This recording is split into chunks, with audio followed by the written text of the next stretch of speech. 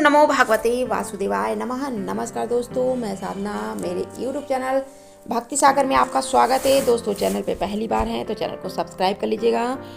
बाजू में बने हुए बेल आइकन के बटन पे भी क्लिक कर दीजिएगा ताकि आने वाली वीडियो की नोटिफिकेशन, पूजा पाठ से संबंधित जानकारी की वीडियो आप तक सबसे पहले पहुंच सके। वीडियो अगर आपको पसंद आती है तो आप लोगों से रिक्वेस्ट है कि लाइक जरूर से कर दीजिएगा कीजिए और कमेंट सेक्शन में जय विष्णु भगवान की लिखना ना भूलिए। तो वीडियो को आगे ले चलते हैं और आज की वीडियो में मैं बात करूंगी पापांकुशा एकादशी व्रत के बारे में। जानेंगे पापांकुशा एकादशी का व्रत कब है और इस एकादशी के व्रत का क्या महत्व है। जानेंगे इसकी व्रत कथा को, पूजा विधि को।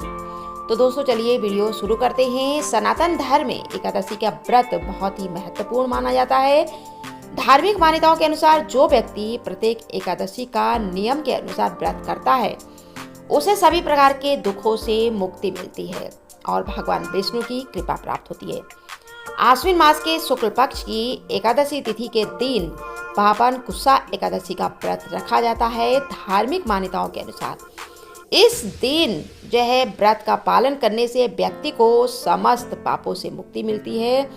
एकादशी के व्रत के महत्व को वेद और पुराणों में भी बताया गया है। आइए जानते हैं पापांकुशा एकादशी का व्रत कब रखा जाएगा। वैदिक पंचांग के अनुसार आश्विन मास के शुक्ल पक्ष की एकादशी तिथि 24 अक्टूबर की दोपहर 3:14 से शुरू होगी और एकादशी की तिथि का समापन 25 अक्टूबर यानी बुधवार की दोपहर 12:32 पे होगा। तो उदया तिथि में पापांकुशा का एकादशी का व्रत जो है 25 अक्टूबर बुधवार के दिन रखा जाएगा। पापांकुशा एकादशी व्रत के दिन जो है पंचक का साया लगा हुआ है। वैदिक पंचांग के अनुसार अक्टूबर महीने में पंचक जो है 24 अक्टूबर यानी मंगलवार के दिन से शुरू होगा और 28 अक्टूबर तक रहेगा। इसी बीच 25 अक्टूबर को पापांकुशा एकादशी का व्रत रखा जाएगा, लेकिन व्रत और पूजा पे इस पंचक का कोई प्रभाव नहीं पड़ने वाला है। ऐसा इसलिए क्योंकि भगवान विष्णु की उपासना पे किसी भी अशुभ समय का प्रभाव नहीं पड़ता है। जान लेते हैं पापांकुशा एकादशी व्रत की पूजा विधि क्या है। शास्त्रों के अनुसार पापांकुशा एकादशी के दिन जो है ब्रह्म मुहूर्त में स्नान करने के बाद भगवान विष्णु के व्रत का संकल्प लेना चाहिए। इसके बाद जो है पूजा घर की साफ सफाई करके गंगा जल से जो है छिड़काव करके पूजा घर को शुद्ध कर लें। फिर भगवान विष्णु की विधि विधान से पूजा करिए। भगवान विष्णु को पीले रंग का फूल मिठाई अर्पित करिए। उनकी पूजा में जो है विष्णु चालीसा का पाठ करिए। भगवान विष्णु के मंत्रों का जाप करिए। उसके बाद आरती करिए और अंत में जो है जब पूजा संपन्न हो जाती है तो भगवान विष्णु से आपकी पूजा में जो भी त्रुटि हुई है उसके लिए क्षमा प्रार्थना जरूर से करिए। संध्या काल में भगवान विष्णु की आरती दोबारा करिए और अगले दिन द्वादशी तिथि पे व्रत का पारण करिए। पापांकुशा एकादशी व्रत कथा धर्मराज युधिष्ठिर कहने लगे कि हे भगवान, आश्विन शुक्ल एकादशी का क्या नाम है, आप कृपा करके इसकी विधि का वह फल बताइए।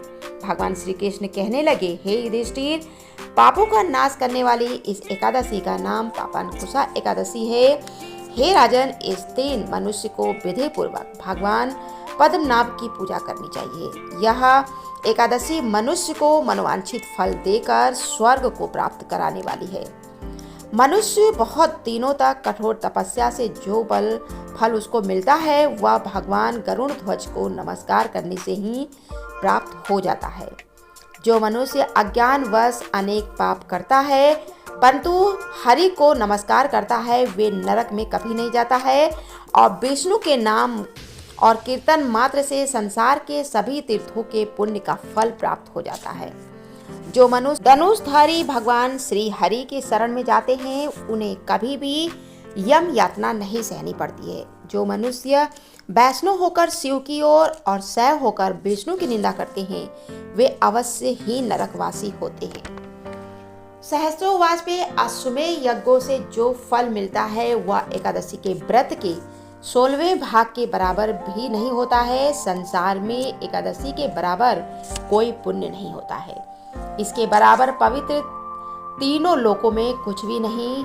जब तक मनुष्य पद्मनाभ की एकादशी का व्रत नहीं करते हैं तब तक उनके देह में पाप वास करते हैं। हे राजेंद्र, यह एकादशी स्वर्ग, मोक्ष, आरोग्यता, सुंदर स्त्री तथा अन्न धन को देने वाली है। एकादशी व्रत के बराबर गंगा, गया, काशी, कुरुक्षेत्र और पुष्कर भी पुण्यवान नहीं है। हरिवासर तथा एकादशी का व्रत करने से सहज ही मनुष्य विष्णु पद को प्राप्त कर लेता है। हे युधिष्ठिर, इस व्रत को करने वाले 10 पीढ़ी मातृपक्ष, 10 पीढ़ी पितृपक्ष, 10 पीढ़ी स्त्री पक्ष तथा 10 पीढ़ी मित्र पक्ष का उद्धार कर देते हैं। वे दिव्य देह धारण कर चतुर्भुज रूप हो, पीतांबर पहने और हाथ में माला लेकर विष्णु लोक को जाते हैं। हे निर्बोत्तम, बाल्यावस्था, युवावस्था और वृद्धावस्था में इस व्रत को करने से पापी मनुष्य भी दुर्गति को प्राप्त न करके सदगति को प्राप्त होता है। आश्विन मास के शुक्ल पक्ष की पापाकुंसा एकादशी का जो मनुष्य व्रत करते हैं वे अंत समय में हरि लोक को प्राप्त होते हैं और समस्त पापों से मुक्त हो जाते हैं। सोना, तिल, भूमि, गौ, अन्न, जल, छतरी तथा जूती दान करने से मनुष्य यमराज को नहीं देखता है। जो मनुष्य किसी प्रकार के पुण्य कर्म किए बिना जीवन के दिन व्यतीत करता है वह लोहार के भट्टी की तरह सांस लेता हुआ भी जीव के समान ही है।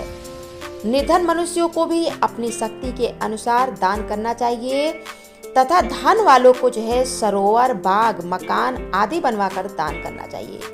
ऐसे मनुष्य को यम का कभी द्वार नहीं देखना पड़ता है और संसार में दीर्घायु होकर धन, धान्य, कुलीन और रोग रहित होते हैं। भगवान श्री कृष्ण ने कहा है, हे राजन, जो आपने मुझसे पूछा है वह सब मैंने आपको इस एकादशी के बारे में बतलाया है। और क्या सुनने की आपकी इच्छा है?